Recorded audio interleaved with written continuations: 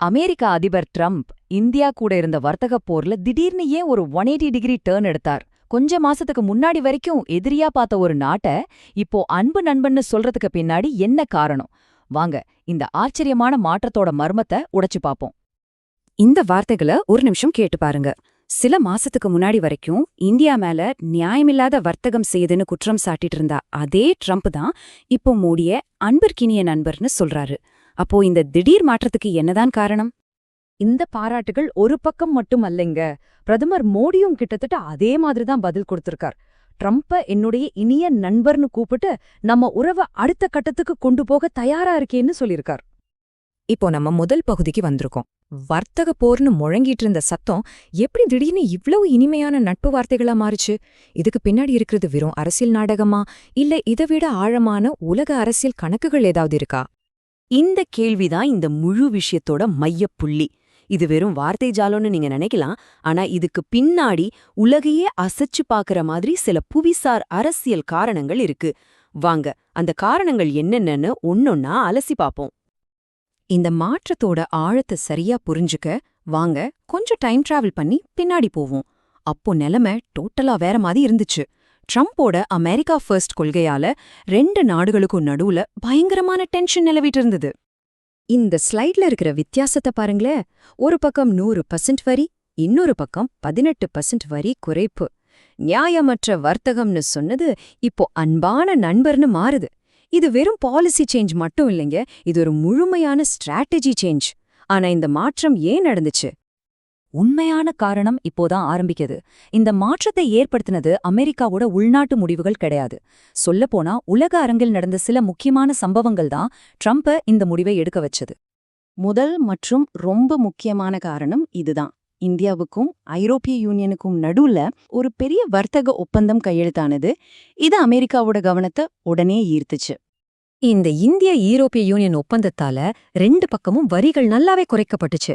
இப்போ ஐரோப்பிய கார்கள் இந்தியாவிலையும், இந்திய ஜவுளிகள் ஐரோப்பாவிலையும் மலிவா கிடைக்கும். இது அந்த பகுதியில அமெரிக்காவோட பொருளாதார செல்வாக்குக்கு ஒரு நேரடி சவாலா அமைஞ்சது. அமெரிக்கா மெதுவா ஓரங்கட்டப்படுற மாதிரி ஒரு ஃபீல் அவங்களுக்கு வந்துருச்சு. ஆனா இது மட்டும் நடக்கல. ஐரோப்பிய ஒப்பந்தம் ஒரு பக்கம்னா, இன்னொரு பெரிய சக்தியும் புதுசா கூட்டணி அமைச்சிட்டு இருந்துச்சு. அதுதான் பிரிட்டன் சீனா உறவு.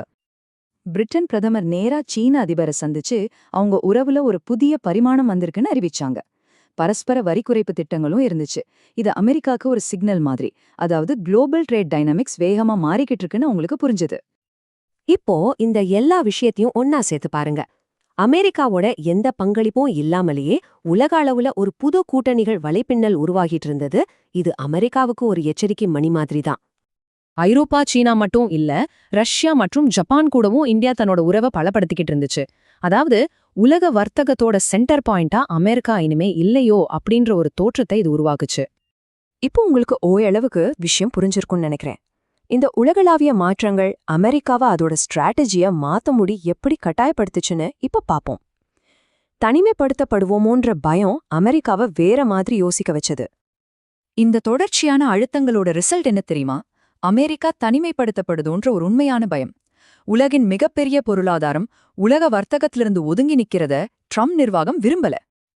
இந்த தனிமைப்படுத்தப்படுற ஃபீலிங்க இன்னும் சில விஷயங்கள் அதிகப்படுத்துச்சு. G7 மாநாட்டுல அமெரிக்கா கலந்துக்காதது அது நட்பு நாடுகள் கிட்டேந்து விலகிறத காட்டுச்சு. சைனா கூட இருந்த ட்ரேட் வார்ல கூட அமெரிக்காவோட கை கொஞ்சம் ஓங்கிறது குறைஞ்ச மாதிரி ஒரு ஃபீல் வந்துச்சு. இங்கதான் அந்த டர்னிங் பாயிண்ட் வருது. இந்த குளோபல் பிரஷருக்கு பதிலா அமெரிக்கா ஒரு புது ஸ்ட்ராட்டஜியை கையில் எடுத்தது.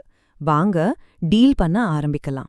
இந்தியா கூட காட்டின இந்த நட்பு அந்த ஸ்ட்ராட்டஜியோட ஒரு முக்கியமான பகுதி. சரி, இப்போ கடைசி பகுதிக்கு வந்தாச்சு. இந்த ஸ்ட்ராட்டஜி மாற்றத்தோட உண்மையான விளைவுதான் என்ன? இது இந்தியாவுக்கு என்ன அர்த்தம் கொடுக்குது? இந்த புது பார்ட்னர்ஷிப் நீடிக்குமா? இந்த டீல்ல ரொம்ப முக்கியமான நம்பர் இதுதான், 18%. கடுமையான வரிகளுக்கு பிறகு இந்த வரி குறைப்பு இந்தியாவுக்கு கிடைச்ச ஒரு பெரிய வெற்றிதாங்க. இது இந்திய பொருளாதாரத்துக்கு பெரிய நிம்மதியா இருந்துச்சு. பிரதமர் மோடியும் இதை அவரோட பதிவுல உறுதிப்படுத்தியிருந்தார். ஆனா கதை இதோட முடியல.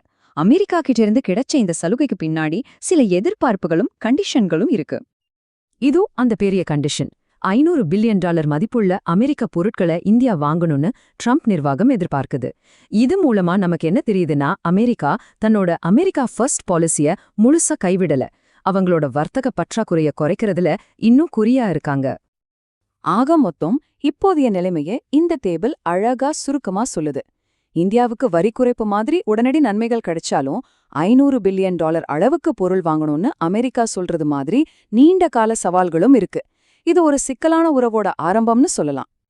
கடைசியா இந்த கேள்வியோட நாம இந்த பகுதியை முடிக்கலாம். இந்தியா அமெரிக்காவுக்கு நடுவுல இருக்கிற இந்த புது நட்பு உண்மையான மாற்றத்தோட தொடக்கமா, இல்ல மாறிட்டு வர இந்த உலகத்துல தற்காலிகமா பயன்படுத்தின ஒரு புத்திசாலித்தனமான உத்தியா? இந்த உறவோட எதிர்காலம் எப்படி இருக்கும்னு நீங்க நினைக்கிறீங்க? இத பத்தி கொஞ்சம் யோசிச்சு பாருங்க.